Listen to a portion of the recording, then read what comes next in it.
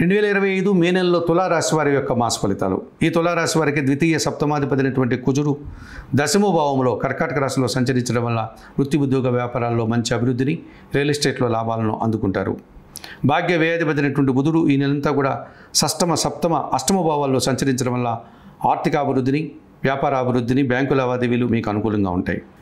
గురువు మే 14 తర్వాత భాగ్యంలో సంచరించడం వల్ల సమాజంలో గుర్తింపు, కుటుంబంలో శుభకార్యాల నిర్వహణ ఆనందాన్ని కలుగజేస్తుంది.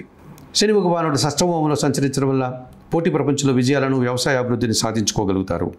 మే 18 వరకు రాహువు 6వ భావంలో సంచరించడం వల్ల విదేశీ వ్యవహారాలు సానుకూలంగా ఉంటాయి. అలాగే మే 18 తర్వాత లాభభావంలోకి కేతు సంచరించడం వల్ల తీర్థయాత్రలు, భగవంతుని ఆశీస్సులు మీకు అనుకూలంగా ఉంటాయి.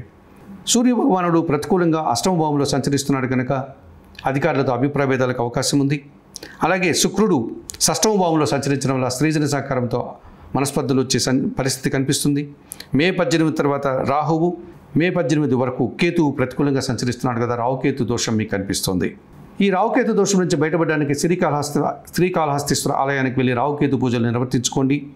ఈ తులారాశి వారు మే 18 తర్వాత దుర్గారాధన చేయడం వల్ల రాహువు సానుకూలపడేటువంటి పరిస్థితి కనిపిస్తుంది. అలాగే నిత్య గణపతి ఆరాధన చేస్తే కేతువు సానుకూలమవుతాడు. మహాలక్ష్మీదేవిని దర్శించుకోవడం వల్ల శుక్రుడు అనుకూలమవుతాడు. సూర్య భగవాన్ని ప్రతిరోజు దర్శించి నమస్కరించుకోవడం వల్ల అధికారులతో మంచి సంబంధాలు ఏర్పడడానికి అవకాశం ఉంటుంది.